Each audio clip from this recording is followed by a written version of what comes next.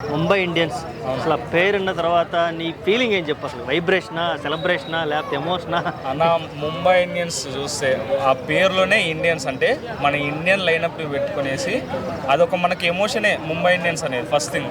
ఇంకోటి ఏంటంటే మనం చూసుకుంటే సీజన్ స్టార్టింగ్లో కూడా జస్ప్రీత్ బుమ్రా లేకపోవడము, మన రోహిత్ శర్మ ఫామ్లో లేకపోవడము కొంతవరకు వాళ్ళకి ఇబ్బందికరంగా మారిపోయింది.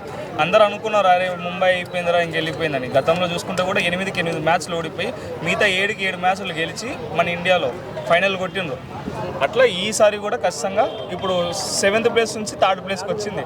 హ్యాకర్ ఎంటర్ ద టేబుల్ అంటారు చూడు, అట్లా ముంబై ఇండియన్స్ అనేది ఒక హ్యాకర్ టీం. అంటే హ్యాకర్ టీం అంటే వేరే రకంగా కాదు, ఆ టీం పర్ఫార్మెన్స్ మొదలు పెడితే మాత్రం మిగతా టీమ్స్ ఇప్పుడు జీటీ కానీ, డీసీ కానీ, ఆర్సీబీ కానీ, పంజాబ్ కానీ, లక్నో కానీ ఈ 4 టీమ్స్ ఫైనల్కి పోయినా ఒకవేళ ముంబై రాకూడదనే కోరుకుంటారు. ఎందుకంటే ముంబై ఒకవేళ ఫైనల్కి ప్లే ఆఫ్స్కి సెలెక్ట్ అయిందంటే వాళ్ళకి తెలుసు గేమ్ ఎట్లా ఆడాలి, అది ఇంత 3 గేమ్స్ ఎట్లా ఆడుకుంటే మనకు కప్ వస్తుందని వాళ్ళకి తెలుసు. ఎందుకంటే వాళ్ళ టీం అంతా అన్ని ఛాంపియన్స్ మన అన్ని ఐపీఎల్ కప్స్ గెలిచింది కాబట్టి వాళ్ళకి తెలుసు గేమ్ ప్లాన్ ఏందనేసి. ఖచ్చితంగా ముంబై ఇండియన్స్ 3rd కాదు ఫైనల్కి వచ్చే అవకాశం అయితే పక్కా ఉందన్న.